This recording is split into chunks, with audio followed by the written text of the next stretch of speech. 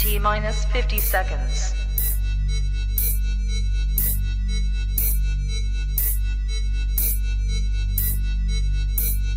T minus 40 seconds.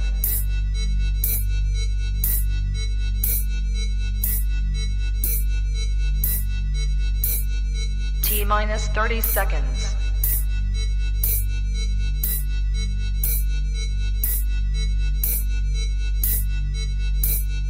T minus 20 seconds.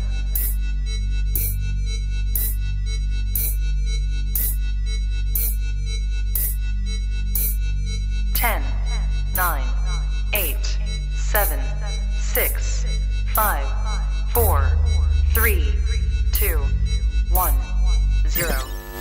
Own it, own it, own it, Kong. I own it. It did. Women's Wrestling Talk, the #1 women's wrestling show on the planet.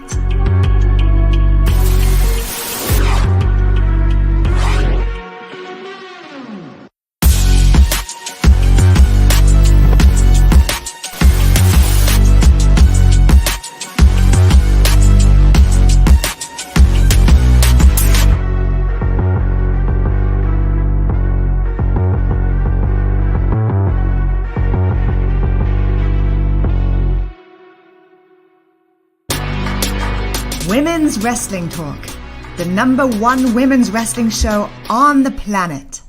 What's up, y'all? Hey, Courtney, what's up? How you doing? Welcome to the show. Welcome to Women's Wrestling Talk, the #1 women's wrestling show on the planet. WWT Live, the Monday edition. We have a lot to talk about. We're going to be talking about WOW ratings, John Moxley. I think there was something else that we might be acknowledging Christopher Columbus. We'll see how the show goes. But I'm not alone. We have Professor Bonner in the building as well as Kane McCoy. What to do, fellas? How y'all doing?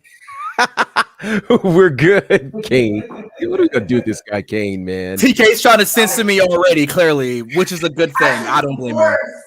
Actually, you know, it's a good thing that we did bring Kane, and we did have a little bit. That's why we're so late. We're actually talking offline. But Kane, I think you have an update for us. Eva review. You had a date this weekend that you want to, keep us abreast of. Did it happen? Did it not happen? What was going on? There was a date away from the internet and Women's Wrestling Talk Live. Yes, TK. Wow. No. Of course, I like your entertainment, everybody. And I must say that the date was interesting. We went outside. She wanted to go outside. She's nature buff. I am also a nature buff. See the muscles buff. And I indeed bagged all. No, great time. We hung out. We got Hike Life tatted across our tummies like Tupac Thug Life, but it was Hike Life. We was outside, and she watched some wrestling with me. So it was very exciting, and the perfect time to showcase wrestling to her was her to see the return of Bray Wyatt. She watched the whole Extreme Rules with you? We caught a little bit like here and there. I was kind of like watching it on the WWE network via my phone and whatnot. And it was pretty cool. She's like, what you watching? I was like, well, I'm kind of nerding out and getting some updates and whatnot. So wait. Yeah. You say it, TK. You say it. No, you say it. No, because I'm just trying to figure out, you're finally on a date, but the thing you're doing while you're on a date is you're on your phone watching okay. Now I understand why this is a segment. I got it. I got it. I'm just trying to understand. Like, if you have been waiting for a date, the last thing you do is you're on your phone for anything. Phone goes down. Fair enough. Phone goes down. No socials, no pictures. There's nothing to talk about on the phone. My attention is with you, ma'am. But now, so of course he's gonna ask, "What do you?" Because if you're watching something that's taking attention away from the person that you have, well, see, but G, in my defense, in all honesty, when it comes to WWE, I know for sure that it's then, now, and forever. Wow. Okay, it's forever with them. I didn't know. I don't know if it's forever with her yet. So, well, you're ensuring that it's not going to be. I mean, that's how you ensure that it's not going. I guess that's a good. Yeah. That's a good. Well, I mean, We watched a little bit of it, you know what I mean, and then she wanted to watch Wait. more of it. We watched a little bit, or was she kind enough to just decide, okay, to watch it since that's where your attention was anyway? I mean, I could multitask. You know what I mean? I can rub my tummy and rub my head, and I could get some reviews here and there, and But see, at the end of the day, I got her interested though. I got her in my. I turned her. The job isn't to turn her into a wrestling fan on the first date. You do that in the relationship. She's got to be a fan of you first. Your then, now, and forever could backfire, where she becomes then, now, and forever with WWE and not with you. But you know what? Sometimes you much rather see somebody happy, even if it's not with you, right? So even if it's not with the regime, you know what I'm saying? I'm looking at the grander scheme. I'm helping her out. I'm helping us out. I'm giving somebody in our world, maybe she mess around be a Jade Cargill baggie, and I'll be like, oh my god, and a baddie as well. So yeah, it was very interesting. So she got to see Bray. I had to explain to her that I'm not a Satanist. I'm not a cultist. When she saw all the Bray Wyatt stuff, she was like, what is this non-Christian situation going on? So that was the weekend, and then we got some dinner and whatnot. We got some grub. Do you guys want to know after WWE Extreme Rules, and I brought her into my wrestling world, and then we got dinner to talk about Extreme Rules and talk about wrestling? How did I pay for the dinner? Do you guys want to know how I paid for with the dinner? Did you guys How did you pay for the dinner? I paid for it using my WWE Superstar credit card, baby. Got points on the card. I got points with her. I got points with the show. I got points with everybody. But did she? I don't miss the next Mello. day. Leave a review. Or did she ghost you like an old boy did on She-Hulk? What happened the next day? I am happy to report that, like one of our segments, win, lose, or draw, I am currently winning. Okay. All right. Well, okay. I'm sure you'll keep us updated. That is our Leave a Review with Kane McCoy. Dating life. With that being said, our next segment. Rope. What do we have first in the wrestling world? Well, we're going off the top rope with obviously the biggest news story of the weekend, that being the return of Bray Wyatt. The mystery of the White Rabbit has indeed been solved. And to say that it was a hit is probably an understatement. It was easily the biggest thing of Extreme Rules, which Extreme Rules had some big things, but this thing was monstrous. But in case you felt like it was just you, it was not. According to the socials, there have been over 7 million different views for this across Facebook, Instagram, YouTube, Twitter, TikTok. It's all over the place, which is massive news if you think about it for WWE, who makes a big. You don't think there's a bigger story than Kane converting his first date? That's actually funny. It's close, but yeah, it was a massive review, masterfully done. I will go ahead and put it out there, and I think this is the best campaign / reveal we've seen in WWE in the modern era. I can't think of anything that has been done this great, perhaps since, Jericho coming over with the whole, Y2J Millennial Man thing. You read my mind, G. You read my mind. It was special. It was creative. It was up to date. I mean, the whole QR codes, and then WWE not even acknowledging it on television. Like, it was just done so expertly. And then they beefed up their game last week where you literally see sightings of Bray Wyatt, a Bray Wyatt mask while somebody's talking, or it was incredible. It was perfect.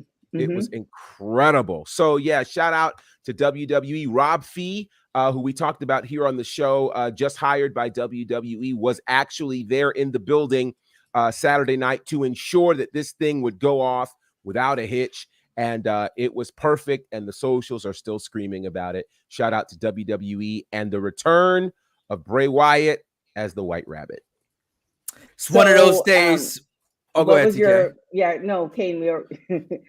So when it came on, were you still on the date, or like how did that kind of play out? Yeah, we saw the ending of Seth and Riddle, and I was like, okay, cool. It kind of ended a little. It was like, all right, I don't know what to feel about that, and after explaining to her that usually these rings have ropes and there's no real fight pit involved, and referees aren't always UFC Hall of Famers, it just goes black, and I kind of had a feeling with the way it was going off and the timing. I was like, something's finna happen here, and and she's like, what? So I'm trying to like explain to her, but also like, hey, shut the go, please, respectfully, first date. But like, I gotta explain to her this whole White Rabbit thing of what's happening, and then the lights go dark. And then Cole hits the, hey guys, are we still on air? I love that. That was an acknowledgement. Yeah, that was kind of a throwback to Clash at the Castle, where they kind of had that situation, and then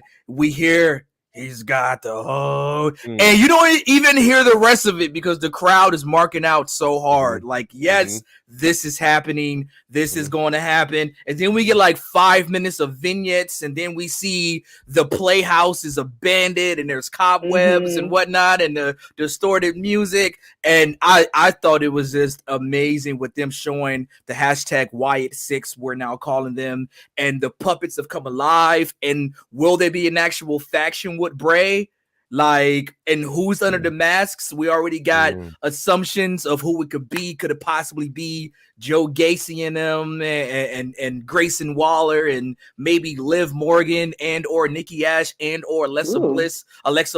We saw Alexa Bliss's tweet. Well, hello, old friend. What? Acknowledgement, continuity. We're not just gonna retcon anything, you know what I mean? So, and then at the end, the door busts open with that weird, mysterious ray of light, which of course was a throwback to the late great Brody Lee of when he first debuted as the Exalted One in AEW. And then we see the man with the Latin walk out, and we pop it. We got the new mask on. He takes off the mask, reveals, I'm back, or whatever he says, because we couldn't even hear him. The crowd was popping so loud, blows it out, and that's it. I mean, goosebumps. I'm happy my shorty was there because I needed somebody to cuddle afterwards. I was just like, oh my God.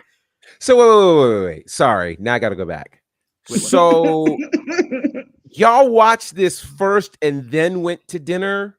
That's what you said, right? Yes. I mean, a Bray Wyatt return gives you an appetite, G. So now I'm confused. Like, did y'all meet at your house? Like, how? Cuddling happens usually after dinner, not before. So I'm way confused. But is this the cane juice that I know nothing about? I mean, the cane juice. You got to purchase it on WWE Shop. Oh, yes, we're gonna sell cane juice on WWTshop.org because proceeds go to all of my dates, clearly. We just use it. That's what we're going to do. Yeah, well, I live near the area where we hiked at, and she does too. So we kind of like have met up. It was like, hey, you want to like, yeah, and she was like, well, what? And then we end up, like watching at the crib and whatnot, and then that was it. Boy, I don't know what to do with this, but disgustingly happy, Nikki. I understand. So wait. I want to go back to a previous comment. I think it was from Ron, who asked, "Is there any possibility that the White Rabbit isn't Bray, but who his first feud could be with?" Now, correct me if I'm wrong, but the mask he came out with was the White Rabbit mask. So that's where the whole idea that he is indeed the White Rabbit comes from. So I don't think it'll be anyone he'll be facing, but so many details in all of that, which just it was a show perfectly itself. It really is. I do agree that the main event was like, I was like, what just happened here? And then it was like perfect. It was like they knew, the main event wasn't gonna be the greatest. And they kind of wanted you to be kind of disappointed a little bit for you to be excited. Because imagine if it was a really great main event. Yeah. And now you're super excited. You're like coming off this high. Then this happens. Like you can't handle that. I always think to X-Pac and how he talks about how they formulate the shows. It's like you can't have, these stellar matches every single match. Like it just can't, your human body can't handle it. So I don't know if they planned it like that. If they did, it worked. It was great. It was amazing. Yeah, especially coming after Edge and Finn and that amazing I Quit match, which by the way, Judgment Day under the guise of Triple H. Woo! Woo, buddy. Yes.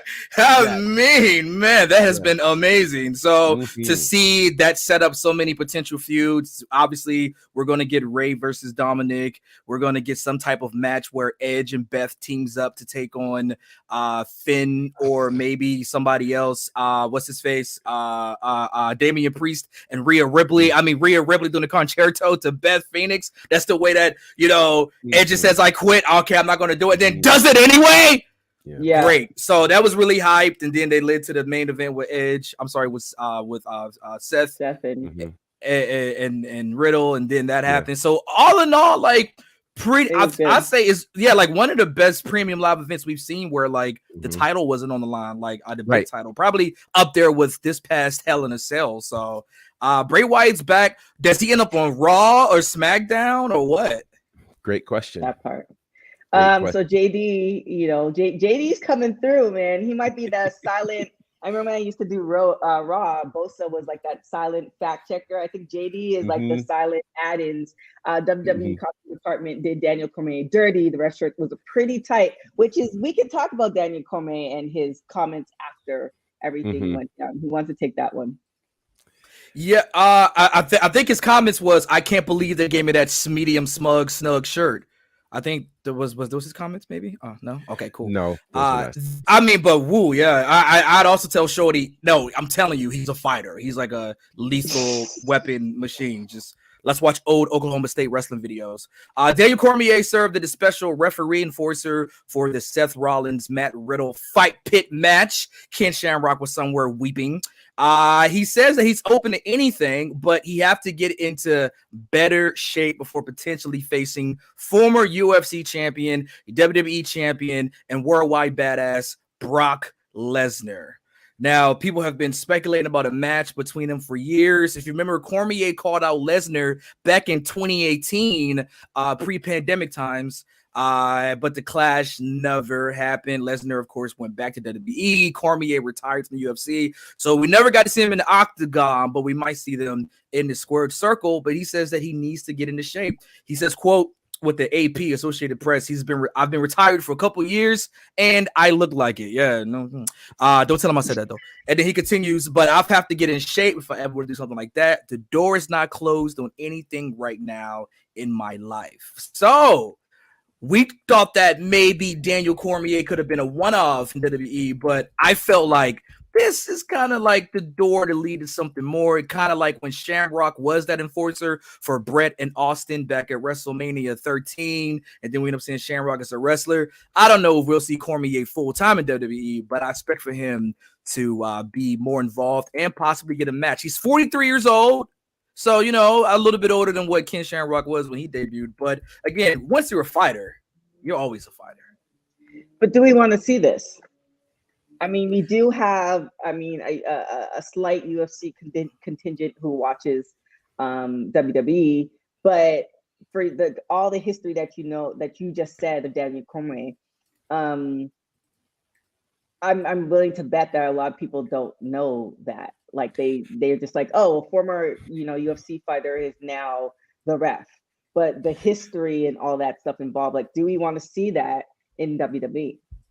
So it's interesting, TK, that you mentioned that, because Jimmy Smith went on to the MMA podcast on Sirius XM right before we found out that he was no longer with WWE, which makes me wonder if he actually knew he wasn't with them based on these comments that he made, where he talked about Daniel Cormier. And he said that, when Daniel Cormier came on the screen Monday night for Raw, he expected, and I think others expected, to hear this huge pop when he showed up on the screen. But he said there were crickets in the arena.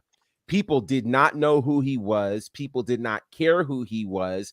And so he felt like the WWE may at times overestimate the cross-pollination in terms of audiences between WWE and UFC. I will tell you, I'm much more of a WWE guy than I am a UFC guy. So I really didn't know very much about Cormier, and I'm sorry to say that. But to that end, I'm not sure that I have enough vested interest in Cormier to see him want to fight Brock. Now, hopefully he's nothing like Cain Velasquez, because if it's anything like that, that's a no. you know. And so in the mind of a WWE fan, we've seen this crossover before, which didn't work well. So there has to be something special that would come up that would make us interested in wanting to see that, because Brock's already proven he's a killer. You got to be a killer if you're going to get in there with Brock. Yeah, I think it's a little bit different between, like, you know, when Ronda came over, Ronda was everybody like knew Ronda. Rousey. Yeah, everybody knew Ronda Rousey because of just what she represented, even though she, like, the latter part of her career didn't end the way she wanted to. But with Cormier, like, I've watched his fights and stuff like that. But it's just kind of like he didn't. There wasn't mainstream media crossover even beyond WWE. Now, if he does come over, and, you know, I'm pretty sure he has great mic skills. It's just all the other elements. Is this going to be a one-off, like I think you said, Kane, or is this going to be, you know, leading to a story? I don't see him doing long-term. Like, I feel like once you put your body through that much damage, and now you're a commentator making a good check. I'm about getting in shape for a nice little one-off, but the consistent road grind. Because that WWE schedule is far different than that UFC schedule. So you know, there's that. And you know, Nikki's right. Ronda was a household name, you know, still is a household name. So her showing up, I mean, remember when she showed up at Mania 31, it was just like nobody had to talk about who she was. They all knew The Rock. With The Rock, you know. you can't get like a better entrance than that, because, you know, Ronda didn't show up for nobody. Oh, by the way, who was standing next to Ronda in the audience, in the crowd, when that happened? Who was it? I believe it was Shayna Baszler. It was Shayna Baszler right there. Go back and watch it in clear sight. You'll see Shayna Baszler right there in them ones. So I'm sure going to be used in the future angle between new SmackDown Women's Champion and Shayna Baszler. Sure hope so, when they have their feud. I can't wait to see that. But back to Daniel Cormier, I think the biggest thing that's going to separate Cormier from Cain Velasquez is the fact that with Cain Velasquez, that was Nikki is on fire. Good Lord. Nikki wants to see Holly Holm in WWE apparently fight Ronda Rousey again and do the same thing. We're gonna see, though, with Cain Velasquez actually defeated Brock Lesnar in UFC. He's the one that beat him for the UFC heavyweight championship. So my biggest gripe with Cain coming to WWE was the fact that we've already seen Cain and Brock, like, in actuality, and we know what really happened. So if he's been brought in to defeat Brock, then the cachet won't hit the same, because we know that, you know, in actuality, this don't happen. And plus that, you know, Brock, you know, wouldn't be able to take that L against Cain. It just felt forced. It felt weird. And then Cain got injured, couldn't do the Royal Rumble. He got released in the pandemic, and that was it. But it was kind of like, we'll just wipe our hands with that. With Daniel Cormier, we've never seen him and Brock Lesnar in UFC. So I think that adds a certain mystique to, well, if we couldn't get it there, let's get it here first. You know, like, we have that exclusiveness of seeing Cormier and Lesnar, and they both have similar backgrounds, both collegiate wrestlers, both badass, both UFC heavyweight champions. They have pretty much the same UFC resume. So we're going to see what happens in the squared circle. So, you know, we're going to see what happens. I know for Cormier, again, he isn't the biggest crossover name. That's one of the things that Jimmy Smith kind of referred to, but it can be up to WWE to really big that up, because even though Matt Riddle wasn't necessarily bought in as a UFC guy per se, Matt Riddle was big on the UFC circuit. I'm sorry, on the MMA circuit. He started from the bottom, though. But then Riddle started with the Indies and came up. So they kind of use that as the background. But even when they use Matt Riddle MMA career, I'm like, wait a minute, what's Riddle UFC or you know, Bellator or whatnot? So you kind of have to, like, really go back on that. So I think overall, if WWE can sell it, and if the fans adapt to Cormier, and if Cormier can do some dope mic work, then it could possibly work. I'm not and wrestling is better than that. So exactly. Yeah. What do we have next? Oh, okay. And well, my I'll computer go with, just froze. Well, I'll go with this one. Can y'all see kind me? of. Yeah. Well, No. not now, but Go figure. So interesting. Going back to the Bray Wyatt piece, which I think is interesting. For those who don't know, his brother is one of the early long-reigning NXT champions, that being Bo Dallas. Bo Dallas is apparently expected to be back in WWE very soon. That's confirmed by Brian Alvarez. He was released all the way back in April 2021, that first set of, the first set of 2021 releases, but he had not wrestled since November of 2019. He really didn't have a great run on the main roster, but in NXT, he was a long-standing NXT champion, really kind of ushered in an incredible era. But what's always been interesting is, they've never had Bo Dallas and Bray Wyatt anywhere close to each other during their wrestling careers. So how would Bo Dallas potentially come back? I think that's the question. What would the demand be? I think anytime you're going to have anybody coming back in this version of WWE, you're going to have to create some level of demand. So I'm very interested, if indeed Bo Dallas does come back, how this whole thing happens. It's going to be interesting to see. So we'll obviously have to pay attention, because as we know in Triple H's WWE, people can show up at any moment, at any time. With a storyline. That's the storyline. That's the biggest difference, and that's what I think we all can appreciate. Like, somebody comes and you're like, okay, they're gonna get there's more. You just don't show up like ta-da, and then you don't put any work. Like, that doesn't work in real life, and it definitely doesn't work in wrestling. So let's hope that does happen. I'm gonna say it's about Bo Dallas. We saw Bo Dallas Saturday night at Extreme Rules. We don't know which mask he was under, but he was definitely in the building. And I'm very excited for this. Remember, Bo Dallas is whom? He's going on the fist. He's going on the arm of Triple H's, the Infinity Rings. He was a Triple H guy, and he was booked very well in NXT. Long-time NXT champion before he dropped the belt to Adrian Neville to go to the main roster. Went on an undefeated streak, a serious undefeated streak, until losing to whom? R-Truth. Because I remember tweeting very upset that he lost, like in a squash, to R-Truth. And then R-Truth started dancing and did a split, like a celebration on NFL Blitz or something. I was just like, oh, okay. And then that was the end of Bo Dallas as we know him. But I think Bo Dallas is tremendously talented. He never got a fair shake on the main roster, even though he was successful with whatever he was given, whether it was the B team with Curtis Axel, whether it was the social outcast, whatever he was doing. I think he is tremendously talented, and I'm happy to see him in a good position. I think Triple H is going to position this and do something that makes sense. We all know that Bo Dallas and Bray Wyatt are related.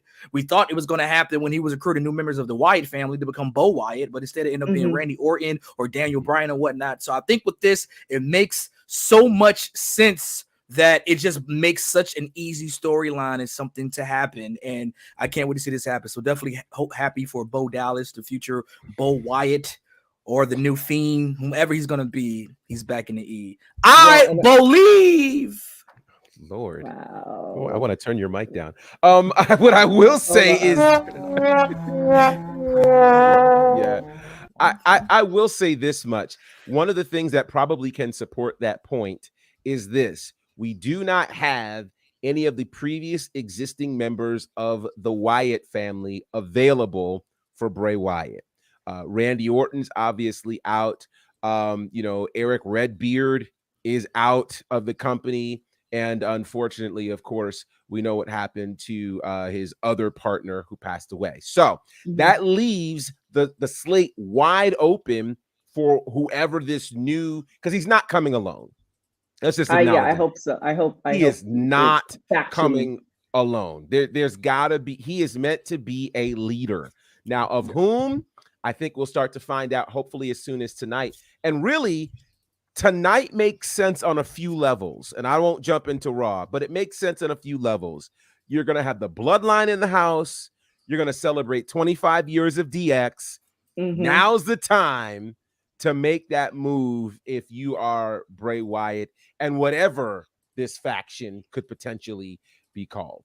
And it's Halloween coming up. And I feel like, like they did with like Shotzi, what she did with I think was it NXT or Raw? Yeah, I think she NXT Halloween Havoc. I feel like this is the perfect time to debut him and have like a great storyline.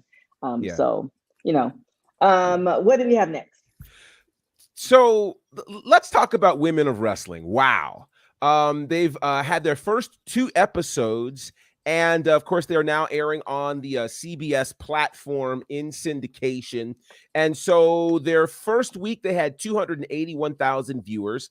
And their second week, they only dropped by just a few thousand viewers. They had 273,000 viewers.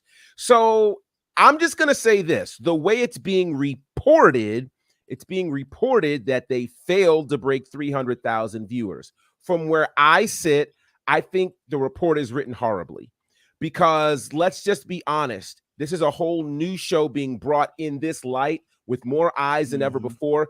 280,000 viewers right now on their first 2 shows of this season is still more than what Impact is seeing on a regular basis. So I think we got to change these crazy narratives. And that's one of the reasons why I wanted to take this story, because I think it's important that people report things properly. Don't act. Now, I don't know that it was being perceived that they were supposed to get 500,000 or 1 million. I don't think anybody had that thought, because it's not airing the same way that most wrestling shows are airing. There's not one specific time for all of us to tune in. We're talking about it showing at varying times across the country in varying markets. So the fact that they got 270,000, it's more than what Ring of Honor was doing. It's more than what Impact is doing. So I think we should tell the story properly. And I think we should congratulate Women of Wrestling, WOW, for pulling in almost 300,000 viewers on 2 separate weeks and not losing any more than 10,000 viewers week over week. That's a big accomplishment. I like it. It is. The problem is, and we do have an after show for it with Stephanie, Emily, and Katrina. The problem is that the varying times, like we literally had like a group chat trying to figure out what time, what station, what day. So that's a problem, especially when you're in an industry where you can get everything on demand. So, if I wasn't doing what I'm doing, for me to go and try to find, like, you're now giving me work.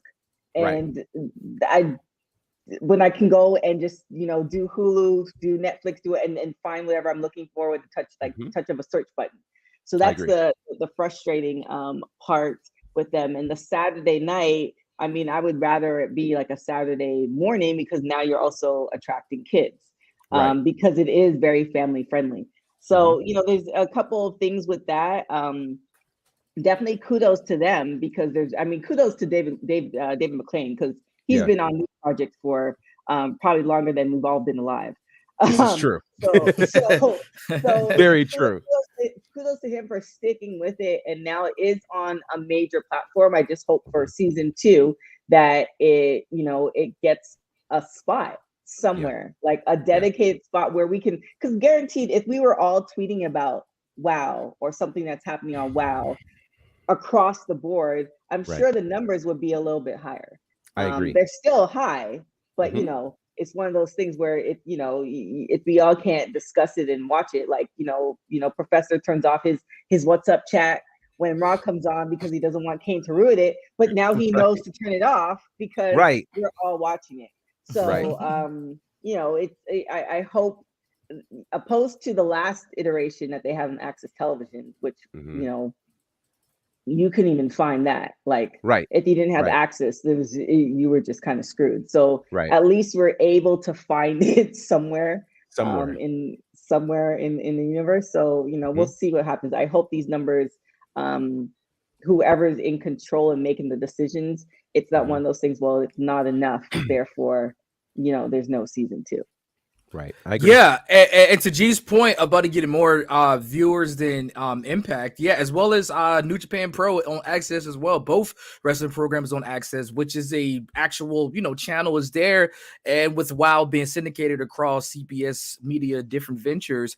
I'm a need for some more promo for the women though. Like, NFL on CBS is right there. You telling me we can't get a quick 30-second promo in the middle of like switching downs or replays, doing something like that? Like, I'm a need for CBS Viacom Paramount, whomever they may be, everybody on the umbrella, to really promote what's happening. Because TK, we've been to a couple of shows and it is high quality professional wrestling. Again, women's wrestling isn't something that's just a special attraction or, you know, card filler anymore. They are the meat and potatoes of a wrestling card, of an entire wrestling promotion. So the way that we see Fox promote their property of SmackDown, the way USA promotes Raw, the way TNT promotes AEW. We need for CBS, Paramount, Viacom to promote WOW, Women's of Wrestling. Please do that.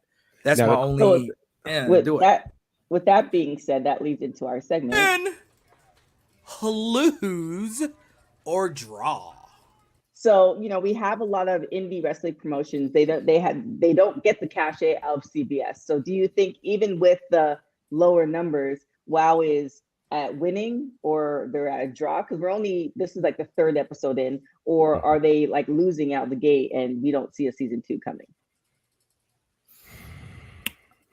I think that this is a win. They are winning because they are on the air. They have a better deal than what they had last time. I believe was with Access as well. Oddly enough, who they're now beating the other 2 wrestling shows on Access. So I think with them being, you know, with such a grand company like CBS, Paramount, Viacom, against so many properties, that's a win. And they'll be winning even more if they can get a proper time slot on one of these ventures, and then you can catch reruns or the rest of the episodes on demand at any time, or, you know, you can stream it that way. So they can win. I mean, it's a win, and then I would like for them to continuously win and win some more.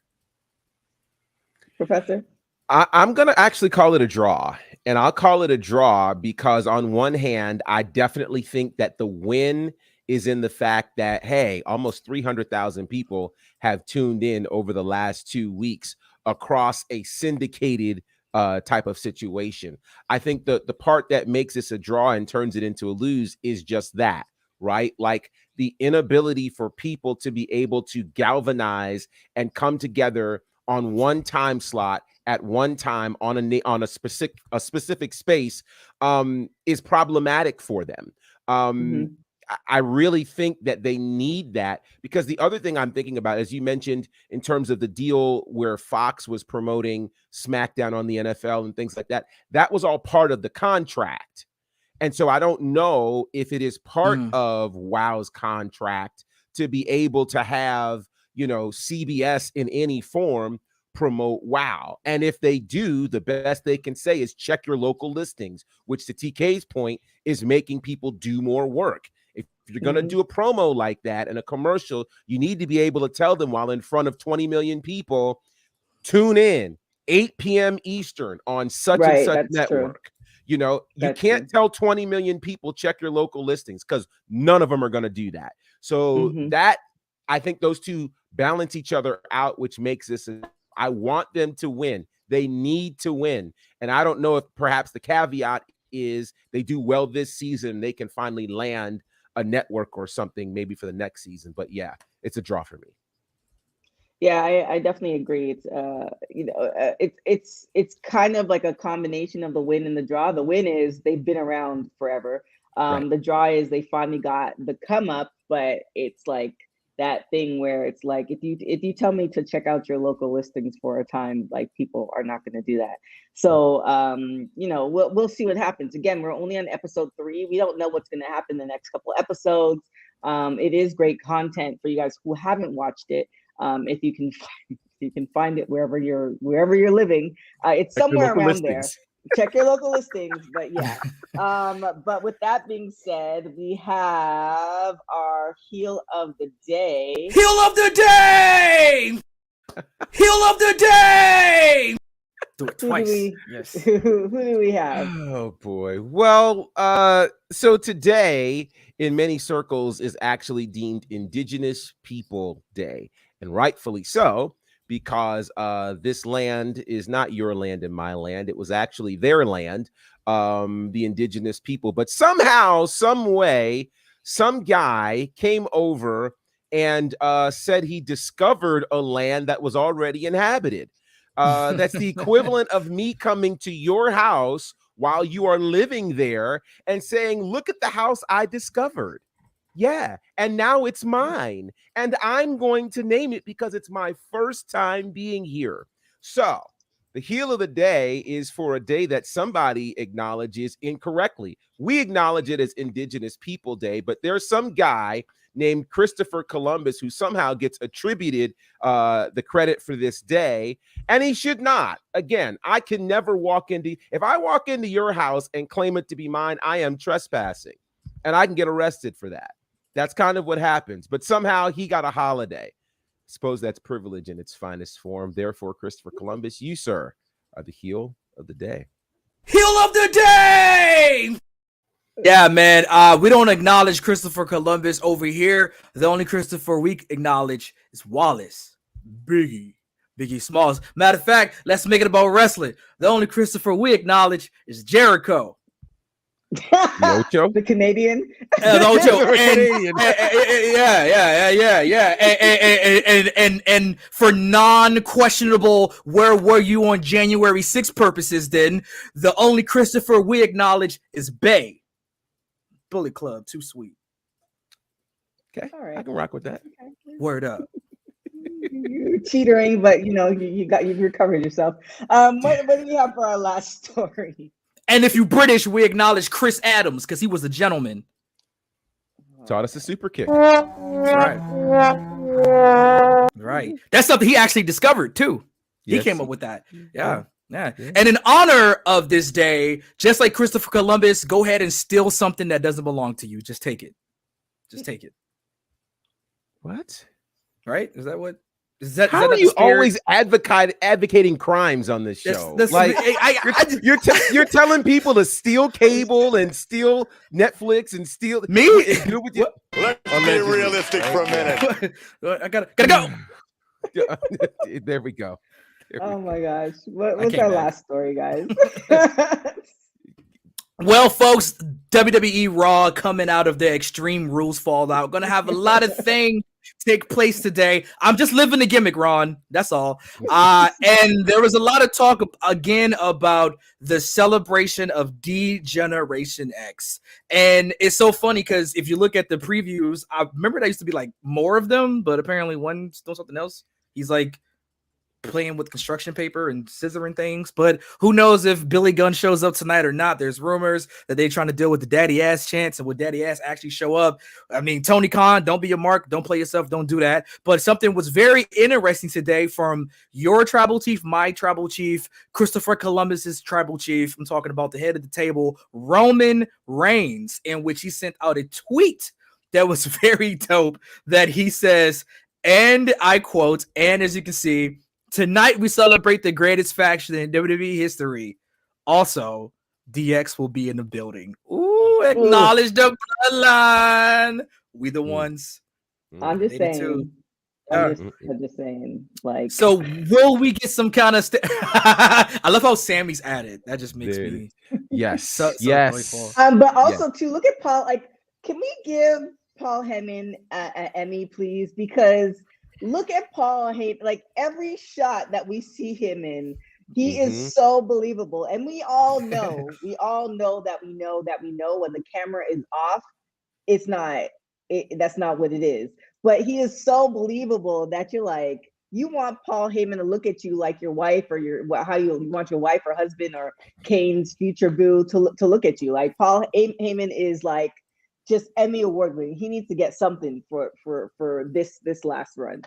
Yeah, absolutely amazing. He looks like a proud dad, just proud of like his siblings. And you know, it goes really deep because Paul Heyman has known like Roman Reigns' family since like the 70s. Like he was like with the Wild Samoans, like with Sika and Alpha and the whole Anoa'i family. So it just makes it that much greater to see Paul Heyman live through like multiple generations of like this family, and now he's like on like to the third generation now, and just like being their wise man and just so proud to like acknowledge and have everyone else acknowledge how dope it is. But will we get a DX bloodline confrontation tonight? Ooh.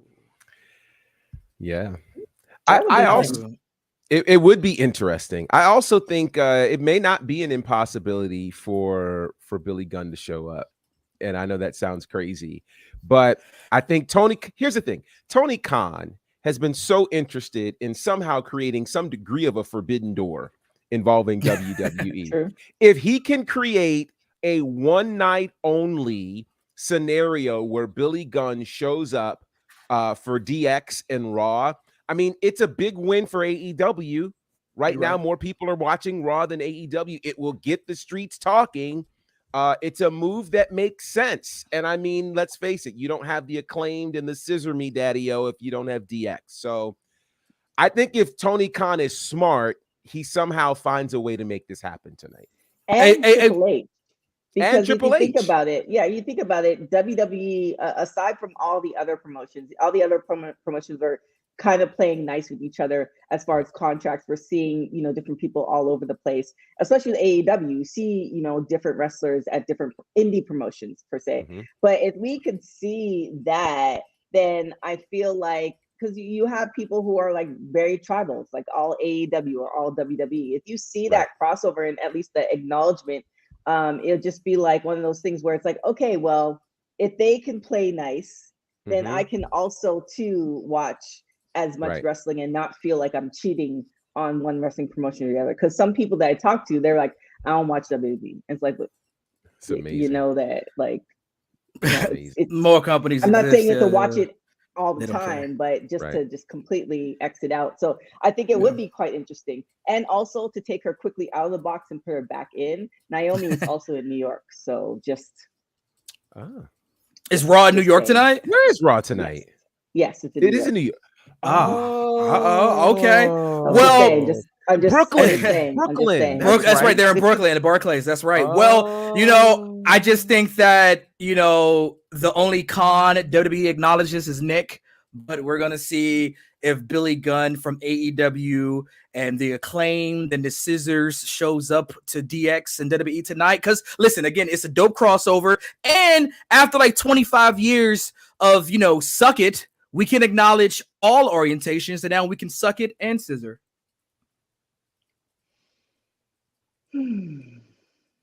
I thought we were done. We have Casey in the chat saying, but the thing is, would WWE even want Billy Gunn after this newfound popularity in AEW? So here's the thing. I think it's bigger than AEW. I think it is about DX. And at this particular stage, I know nobody's trying to deny that Billy Gunn was a part of DX. I mean, there's no attempt to deny it. I think at this particular point, it's a space of being able to say, hey, we want to acknowledge all the guys while everybody is still with us, while everybody is still healthy. Listen, they're not asking him. All it is to come. Let's put it this way. They involved Billy Gunn in the DX documentary that happened on A&E just a few months ago. So it's not an impossibility. They brought Jim Ross in for some of those things. So I don't think it's far-fetched to have Billy Gunn show up tonight. And again, the fans win. AEW certainly needs it more than WWE. I mean, let's face it, that arena, and I don't know if you guys talked about this on Friday, but that arena they were in Wednesday night for that three-year anniversary of Dynamite, did y'all really pay attention to what was going on there? And it's like four times smaller than Capital One, which I thought that would be. I was at the first one. Yeah, Capital One, where they had the first Dynamite. Amazing. It's got the capability to seat 20,000 people. They probably got 15 or 16 in once you get the staging and that type of thing. Yeah, it was crazy. This space, max capacity, 4,200 people. Max capacity. So they easily maybe got 2,500 to 3,000. I thought for a second they were in Jacksonville because how close the ring was to the stage. It was frightening to me. So I'm going, okay, and they didn't sell that out. So that to me says an awful lot that on your 3-year anniversary, you book a spot that's 4,200 people while WWE sells out Extreme Rules, not even a major pay-per-view. So In other words, AEW needs Billy Gunn to be on Raw tonight. Well, we'll find all of that out tonight. But with that being said, Professor, where can everybody find you? You can find me, of course, at Bonnerfied on all the platforms. SHW just had our big 4-year anniversary, which you can check out on IWTV later this week. Championship District Wrestling is happening this Sunday. And then, of course, we've got Battle Slam Thriller. OMG, that is going to be insane. The matches that have been announced are crazy. You'll be able to, I think, check that out on Fight or what have you. But yeah, check it all out at Bonnerfied. That's right. Kane McCoy, with your, if y'all didn't catch the beginning of the show, Kane revealed some really interesting things on his very first date, which he decided to have a date and watch Extreme Rules at the same time. Where can everybody find you to get updates? That's right. I'm at Kane McCoy, CAINMCCOY. That's it. That's no burner account. Nothing. That's it.